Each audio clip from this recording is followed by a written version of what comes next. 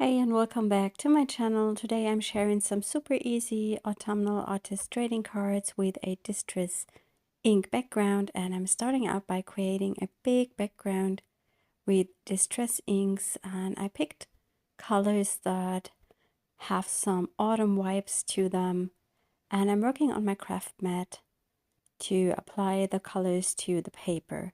The paper I'm using is the Canson XL watercolor paper.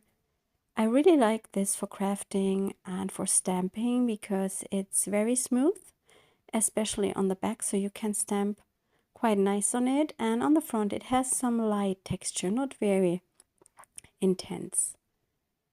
And it's also heavyweight. It has 300 GSM, so it's perfect as a base for artist trading cards. I applied the inks to my craft mat. I mixed them a little bit and then spritzed them with water, dipped the paper in, and here moving it back up, and I see where I have some empty spots, and then I dip it back into these areas. That's a really quick way to create a big background that is a bit of surprising, but that gives you some interesting texture. There is a lot of leftover ink on my surface and I don't want to waste it, so I'm just using some index cards to dip them in, and I can use those for future projects. Of course, you can use more watercolor paper and make more backgrounds for artist trading cards or for greeting cards, or maybe just for some focal elements that you can put in your art journal or onto cards or something like that.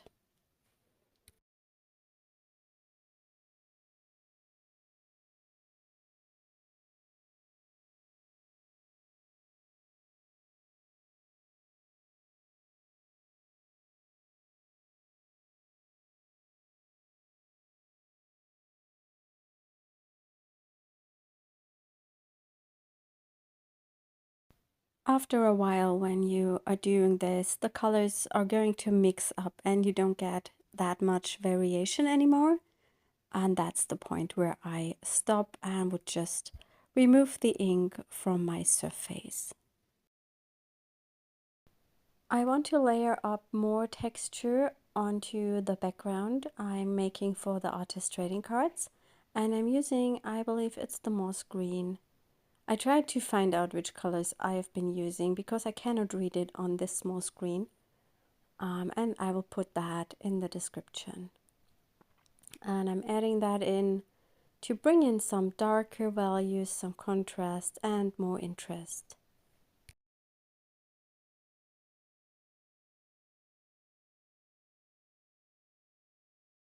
When you layer up on a Distress ink background, I would always recommend to dry the layers in between or let them dry on their own, especially when you're changing color family. So I went from the oranges and yellows to the green, and I let the paper dry before I put that green on top. I'm now adding some splatters with my water spray bottle just to bring in more texture and interest. Once this is dry, I'm going to cut out some backgrounds for the artist trading cards, and I'm using that die for as a viewfinder. Of course, you could make your own viewfinder with just a piece of paper and cut a window into it of the size you want to have. So the artist trading cards measure 2.5 inches by 3.5 inches, and then cut the most beautiful backgrounds. Here are mine. Of course, I could have cut them the whole sheet into pieces, but then you maybe end up with backgrounds that are a bit more boring. And I prefer to cut beautiful shape or beautiful composition out of that paper and then have less than having more cards with boring backgrounds. I'm now stamping the autumn leaves to my card backgrounds, and these stamps are 10% off in September. So when the video goes up, you have some days left to get that. And I'm stamping with the same colors that I've used for the background just to bring in interest.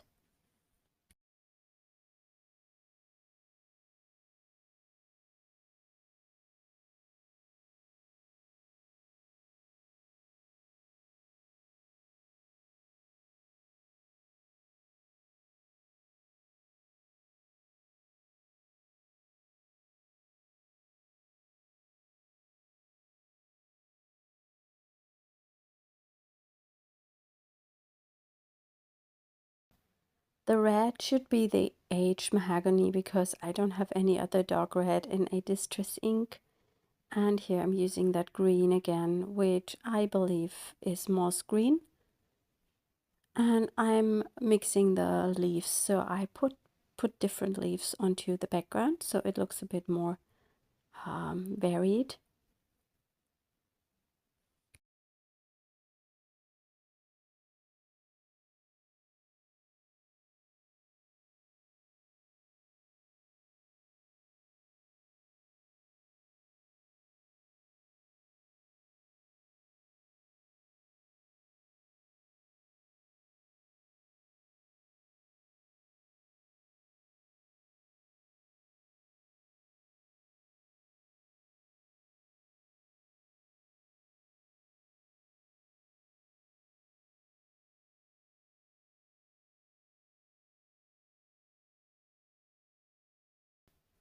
I wanted to have a bit more contrast on the cards and on the background.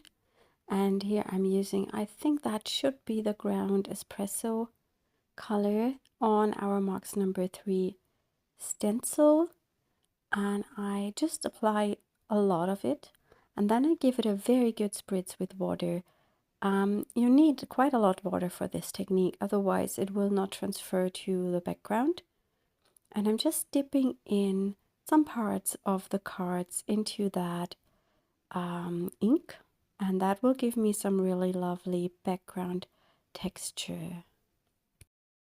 I'm going to link up all the products I'm using in the video description, and there is also a link to our shop blog where we have 6 posts per week with creative inspiration, tutorials, and all that kind of crafty stuff. And you can just check that out. You will find photos of the finished cards there and also other tutorials. And it's all free of any of these crazy advertising things you often get when you are on Pinterest.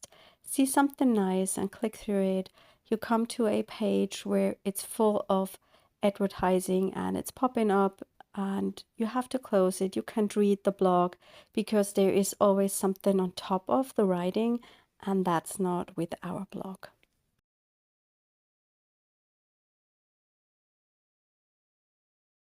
Of course, you also can use this leftover ink on another project. I decided to not do this and to keep on working on the artist trading cards. I'm using that same ink to paint a bottom to the cards because I want to adhere those mushrooms that I have already prepared. And I did these in my last video, so if you want to see how I've made them, check out that video. I will link it up at the top right corner in the info cards. I used clear embossing powder on them and then Brushos to color them in.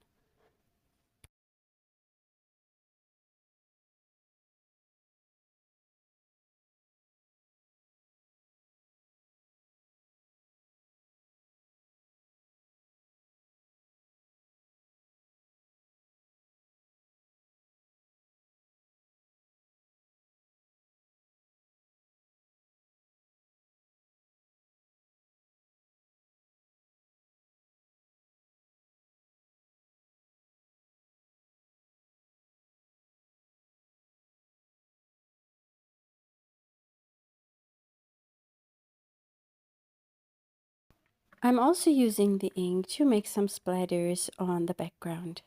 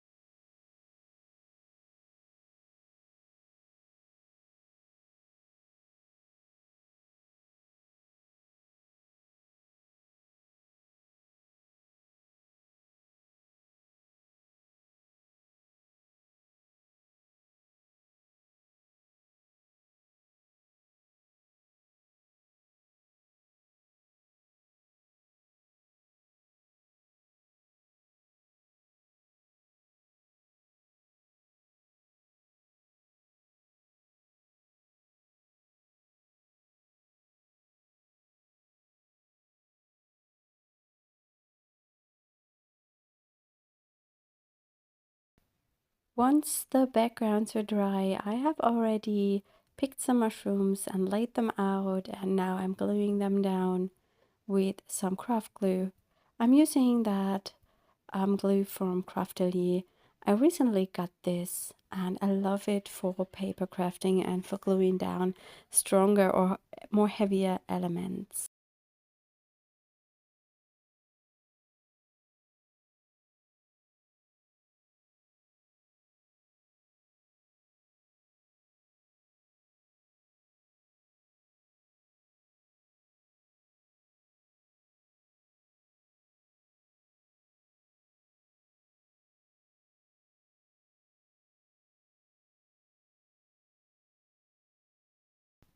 Once I have adhered all the mushrooms, I'm going to add a title to each card with some just quick words that I've stamped with our Mix Sentiment stamp set, and I will share this on the photo here in the end. I think because it's going to be boring watching me gluing down stuff.